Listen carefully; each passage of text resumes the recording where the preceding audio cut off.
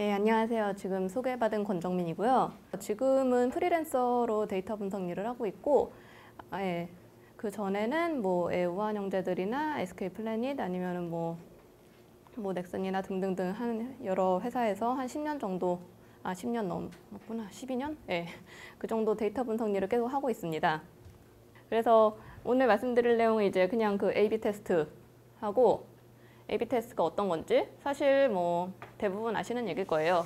그 다음에 A/B 테스트를 이제 하기 전에 어쨌든 계획을 세워야 되니까 A/B 테스트를 어떤 식으로 설계를 하고, 그거에 대해서 어떤 식으로 이제 결과가 나오면 그 결과를 어떻게 봐야 되는지, 그리고 이런 것을 실제로 사용을 할 때 그냥 있다고 막 하는 게 아니라 당연히 여러 주의를 해야 하고, 신경을 써야 될 것들이 생각보다 많기 때문에 이런 주의사항 같은 거라든가 아니면은 A/B 테스트에서 조금 더 업그레이드된 방법이라든가 아니면은 다른 것들, 관련된 것들, 그런 것들에 대해서 좀 설명드리는 시간을 가지려고 합니다. 오늘 할 거는 당연히 A/B 테스트가 어떤 건지 라는 거라든가 아니면은 A/B 테스트를 실제로 만들 때 어떤 식으로 만들어야 되는지, 이런 것들에 대해서 오늘 할 내용은 사실 제가 좀 말을 많이 할 거고요. 그래서 이론적인 내용이 많습니다. 그리고 건담 효과 분석할 때도 이제 어떤 식으로 해야 되는지, 효과 분석은 당연히 이제 숫자를 보고 하는 거기 때문에 최대한 저도 그렇게 수식 보는 거를 좋아하는 사람이 아니기 때문에 최대한 식은 뺐습니다만, 그럼에도 불구하고 약간 통계 이론 아주 기본적인 거, 고등학교 때 그 확률 통계 선택하셨으면 들을 만한 것들, 그런 내용들이 이제 좀 나오고요. 그 다음에 관련해 가지고 이제 어떤 팁이라든가 실제로 좀 써먹을 만한 것들, 그런 내용들을 좀 다룰 예정입니다. 그리고 당연히 A/B 테스트가 이제 어떤 식으로는 좋고 어떤 식으로는 쓰지 말아야 되고 이런 것들, 그러다 보니까 아주 약간의 확률 통계와 혹은 아주 약간의 실무 데이터 분석할 때 쓰는 약간의 컴퓨터 용어라든가 이런 것들이 나올 수가 있고, 그 다음에 실제 A/B 테스트는 어떤 실험 환경이 아니라 실제 어떤 서비스를 쓸 때 그런 데서 직접 하는 거다 보니까 보통 많이 이야기는 하지 않지만 어떤 그 사회조사 방법론, 그러니까 사람들한테 실제적으로 설문을 한다든가 어떤 테스트를 한다든가 이럴 때 쓰는 방법론, 그 사회과학 쪽에서 쓰는 그런 이야기들이 좀 나올 수가 있습니다. 그러면은 A/B 테스트에 대해서 얘기를 해야 하는데요.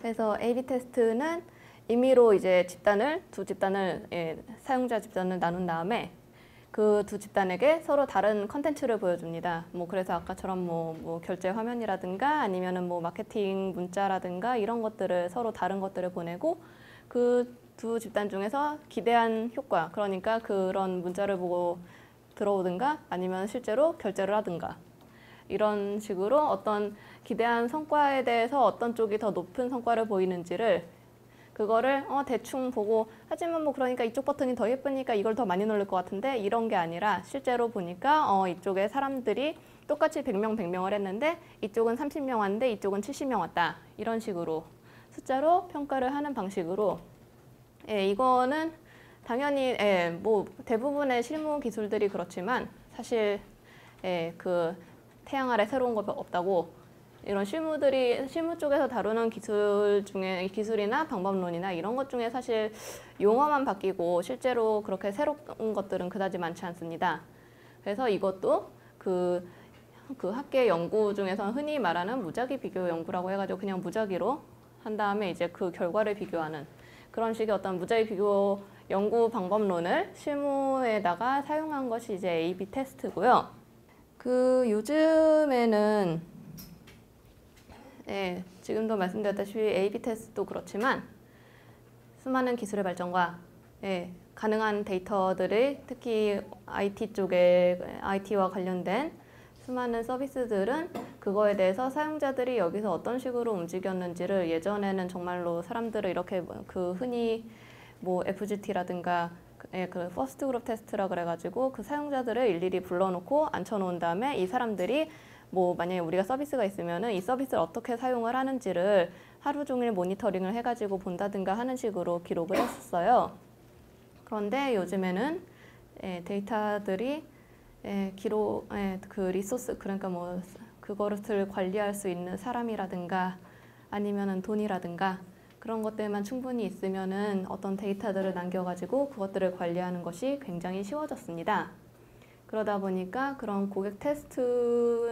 고객들의 행동을 파악을 하고 분석을 하면서 그거에 대해서 어떤 그 조치를 취하고 좀 되게 실험이라는 말을 쓰기는 좀 뭐하죠. 어쨌든 어떤 실험을 할 수 있는 환경이 굉장히 좋아졌는데요. 그래서 그런 분석을 할 때 뭐 테스트 관련 분석 방법론이 굉장히 다양한 것이 있습니다. 데이터 분석 쪽에서는. 그런데 이거를 흔히 그냥 가장 많이 어떤 비교 연구라고 할게요. 그런 비교 연구를 할 때 가장 많이 쓰는 것들이 이제 그 고객들을 어떤 뭐 여러 가지 그러니까 그 여러 가지 관점에 따라서 나눠서 보는데 흔히 많이 하는 것들을 이제 뭐 중단적 연구라고 나누고 횡단적 연구라고 나눌 때 중단적 연구는 그 고객들을 이제 그 사용한 정도에 따라서 이 사람이 뭐 만약에 이 서비스에 가입한 지 3일이 된 사람하고 그 다음에 그 서비스에 가입한 지 뭐 1년 된 사람하고는 당연히 하는 행동이 달라지게 됩니다. 뭐 1년 된 사람들 같은 경우에는 그 서비스에 대해 굉장히 잘 알고 있기 때문에 뭐 숨겨놓은 쿠폰 같은 것도 귀신같이 찾아내고 아니면은 어떻게 뭐 사람들 잘 찾지 못하는 뭐 할인되는 거 다 찾아가지고 어떤 사람 정가에 살 때 뭐 그런 사람 막 30-40% 할인된 가격에 사고 이런 굉장히 서비스를 쓸 수 있는 것들을 다 쓸 수 있는 그런 분들도 계시고 아니면은 뭐 게임 같은 경우에도 당연히 처음 들어온 사람하고 뭐 1년 동안 계속 쓴 사람하고 만약에 이 두 사람 뭐 이제 그 PVP 같은 그러니까 매칭 시켜가지고 하는 게임에서 이 두 사람을 매칭시키면은 굉장히 말이 안 되겠죠. 이런 식으로 그 사람이 사용한 정도에 따라서 나누는 거를 이제 흔히 코호트 분석이라고 하고요. 그다음에 횡단적 연구 같은 경우에는 이 뭐 사람이 가입한 뭐 이 서비스를 사용한 거하고 상관없이 그냥 그 고객분들을 임의로 그냥 옆으로 잘라서 이 사람들이 그냥 어떻게 다른지 그런 것들을 실험을 하는데요. 이제 그 중에서 가장 많이 쓰고 오늘 내내 다룰 내용이 이제 A/B 테스트고 그 외에 이제 저걸 조금 더 복잡하게 들어간 것이 다별량 분석인데요. 다별량 분석은 아마 수업 끝날 때쯤에 아주 간단하게 잠깐 소개를 하고 넘어갈 예정입니다. 그래서 보통은 이런 식으로 고객들 분석을 하게 됩니다. 그래서 A/B 테스트를 아주 간략하게 설명하면은 이런 내용인데요. 그래서 A/B 테스트는 사용자를 그냥 A군, B군, 그러니까 그냥 두 군으로 나눈 다음에 이 사람들이 이 홈페이지에 들어왔을 때 보여주는데, 그 홈페이지 얘기 아마 오늘 내내 홈페이지 그 웹페이지 얘기를 하게 될 텐데 왜 웹페이지 이야기를 하냐? 요즘에 사실 웹보다 앱을 더 많이 쓰지 않냐라고 말씀을 하시면은 어차피 사용자들에게 보여주는 거는 웹이나 앱이나 비슷하고 그 다음에 이 A/B 테스트가 한참 뜨기 시작한 것이 2007년, 2008년 2008년쯤에 이제 막 뜨기 시작을 했고 그런 다음에 그게 뭐 이제 2010년 그쯤 되면서 이제 우리나라에도 막 소개되고 들어오고 뭐 그런 걸로 알고 있는데요. 그러다 보니까 2007년, 8년이면은 아마 대충 기억을 하시겠지만 그때는 앱보다는 웹이 훨씬 더 많이 사용을 했기 때문에 예제 같은 것도 웹페이지 관련된 예제가 훨씬 많고요. 그런 다음에 이 요약 그림은 제가 위키피디아에서 긁어온 거기 때문에 위키피디아에 처음 올라왔을 때 이 그림으로 올라왔기 때문입니다.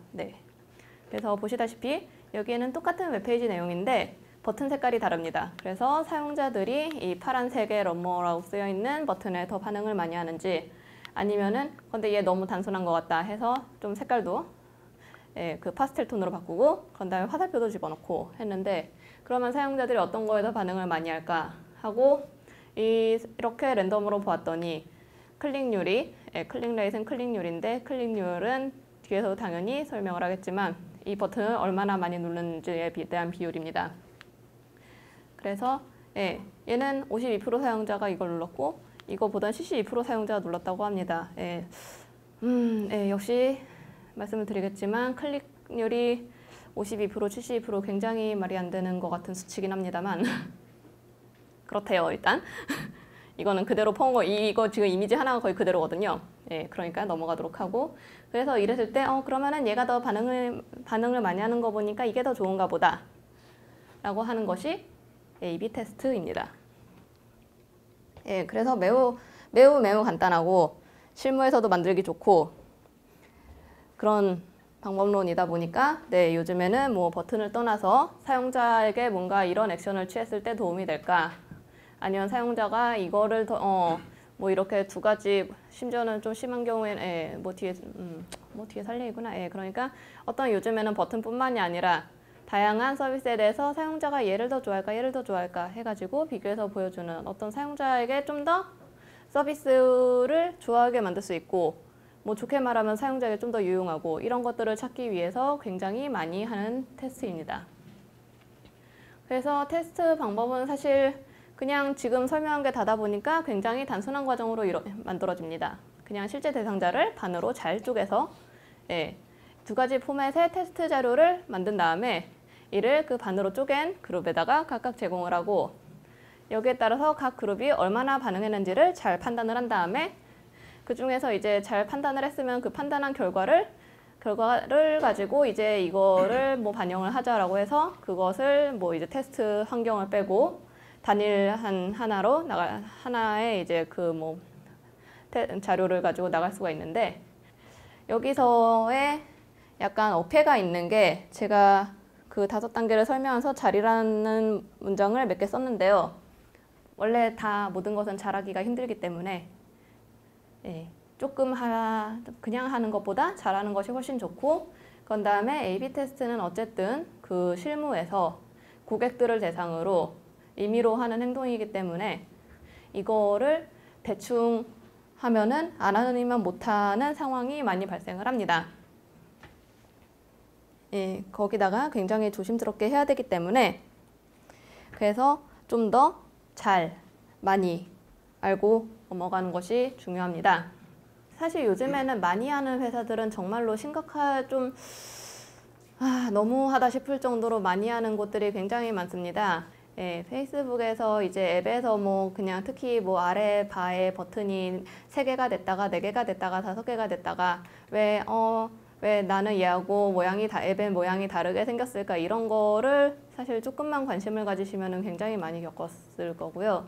그런 다음에 하지만 페이스북이 사실 저희가 사는데 크게 영향을 미치는 물론 혹자에 따라서는 영향을 미치기도 하지만 영향을 미치는 경우는 그다지 많지는 않은데 좀 실질적으로 사용하는 서비스들 같은 경우에 이제 그래도 우리가 어떤 식으로 테스트를 당하고 있으며 혹은 우리가 고객들을 어떤 식으로 고려를 해야 될까를 해야 하는데 이게 전반적인 서비스 기획이라든가 운영에서도 중요하지만 특히 이런 실험을 할 때는 좀 재미없는 내용이더라도 이 실험이 어떤 백그라운드를 가지고 있고 우리는 매우 단순하게 하고 있지만 이것이 어떤 배경에서 이루어지는지 그런 것들을 알고 가면은 저희가 테스트를 만들고 하는 거에 있어서 좀 더 그 고객들을 어떤 식으로 고려할 수 있는지에 대해서 생각을 해보실 수 있을 겁니다.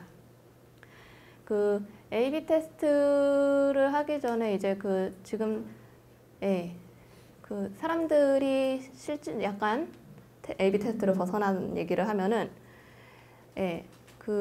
실제 저는 회사에서 이제 데이터 분석을 하고 있으니까 처음에 사람들이 신입으로 데이터 분석을 하러 회사에 들어옵니다. 그런데 그러면은 상당수 인턴 과정도 겪지 않은 신입분들일 경우에 제일 먼저 당황하는 것이 데이터들이 그렇게 이거는 몇 년을 한 2, 3년 되신 분들도 어쩌다 이직을 하시거나 하면은 처음에 딱 회사에 들어와서 데이터를 본 다음에 아니 왜 데이터들이 무슨 테이블은 이렇게 많으며 그런 다음에 뭐 오류는 왜 이렇게 많고 그런 다음에 왜 뭐 날짜는 이렇게 이상하게 기록이 돼 있으며 왜 얘를 데이터를 뽑아가지고 뭐 메모리에다가 올렸는데도 포맷이 왜 이렇게 엉망진창 대잔치냐 왜 이렇게 물론 학교에서도 뭐 미싱 밸류라든가 이런 거는 배우지만 빠진 값은 왜 이렇게 많으며 왜 이상하게 기록이 돼 있는 것도 왜 이렇게 많은가. 그래서 혹자는 실망을 해가지고 이직을 합니다. 그런데 이직을 해도 어딜 가도 사실 그거는 큰 회사를 가나 작은 회사를 가나 정도의 차이만 있지 굉장히 비슷합니다. 그게 왜냐면은 이제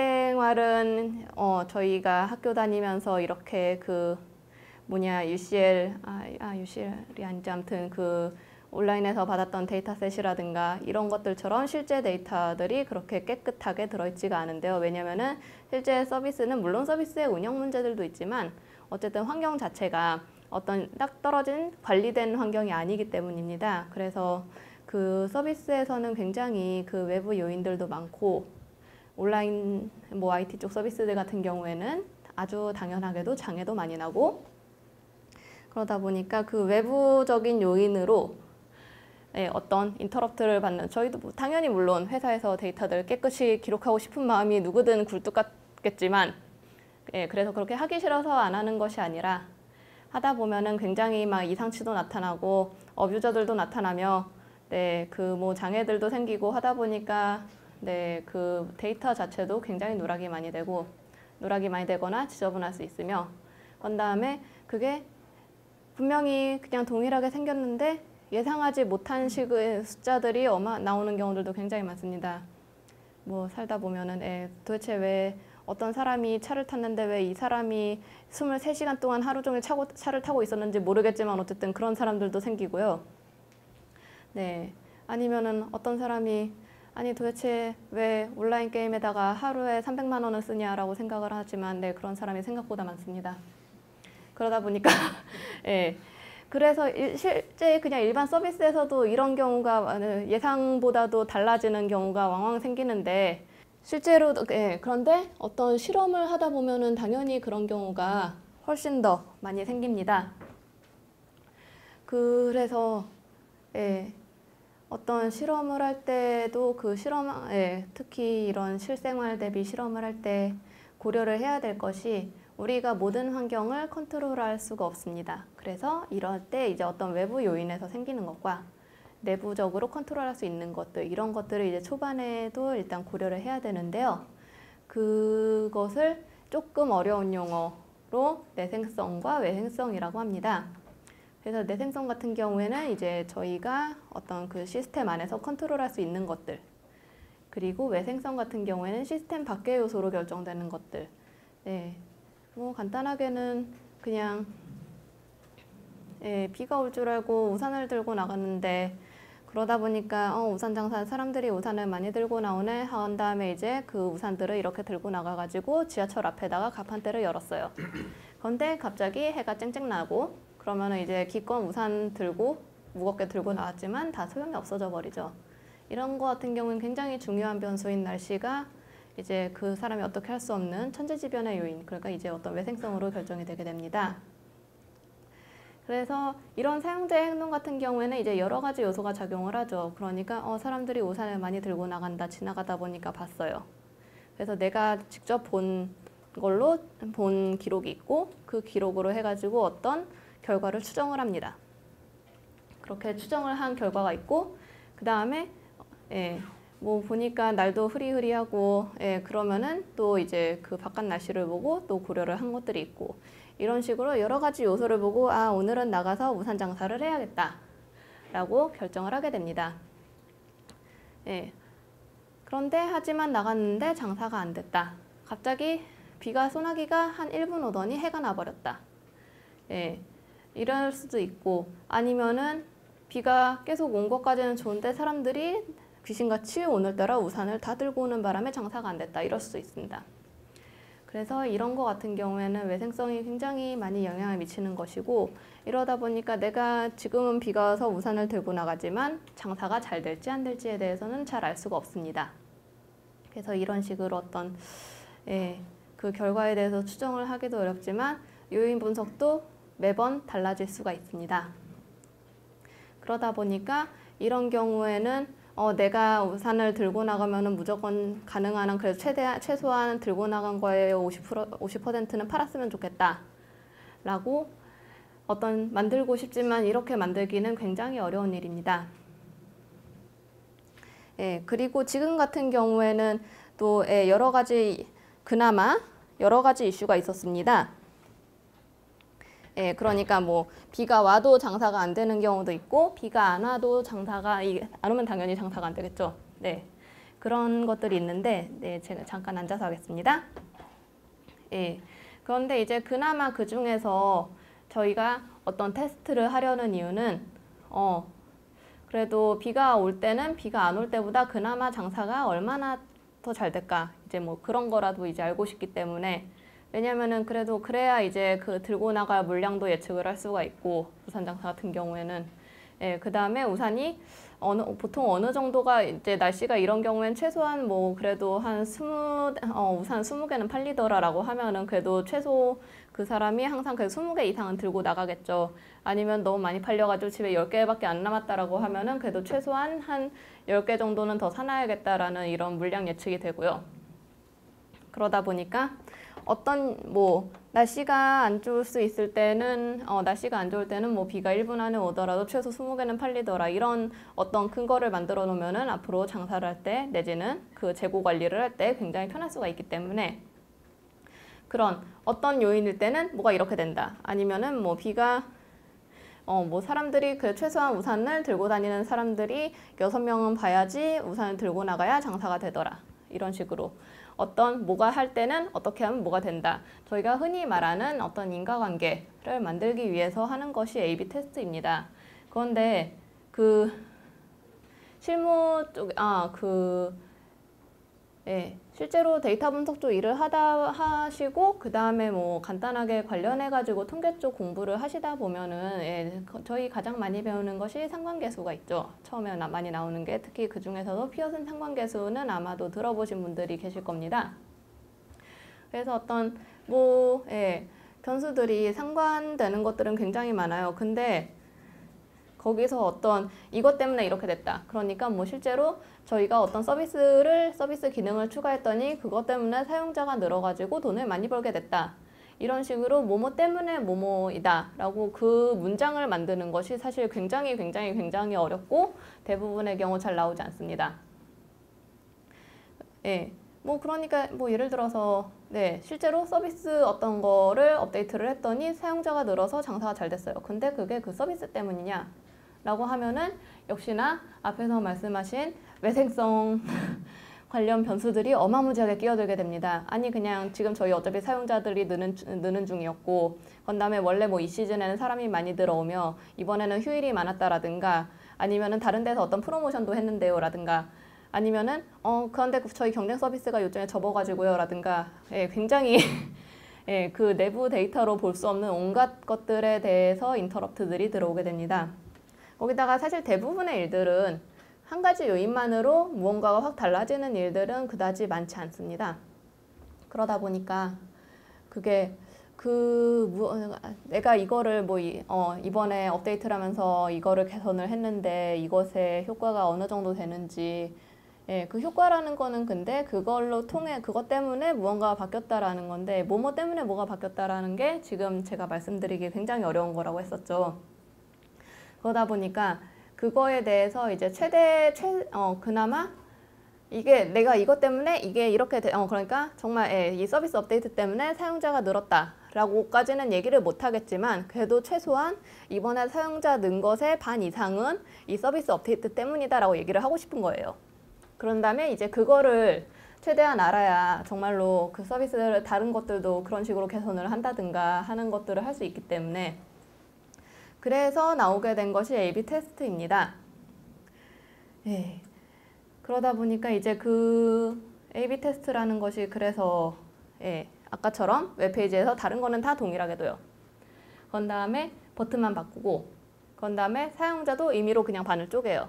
그래서 이제 그렇게 들어온 사람들에 대해서 분석을 함으로써 어쩌면 대부분의 환경이 그 A군과 B군에게 제공된 대부분의 환경, 뭐 그러니까 비슷한 타이밍에 들어온 사람들 같은 경우에는 뭐 그 외부에 서비스가 접었든 뭐 오늘이 뭐 사람이 많이 들어온 날이든 상관없이 그냥 그 두 사람에게 그 두 집단에게는 거의 동일한 환경을 주어주고 정말 다른 거 딱 하나만 동시에 보여준 거예요. 그러니까 그런 경우에는 대충 이 집단하고 이 집단하고를 비교했을 때 똑같은 환경에서 똑같은 뭐 시간이고 그랬는데 하나만 달라진 거니까 그러면은 이 사람들이 이것 때문에 좀 더 뭐 버튼 색깔을 바꾼 것 때문에 좀 더 반응을 많이 했다라고 보기가 쉬운 거죠. 그나마.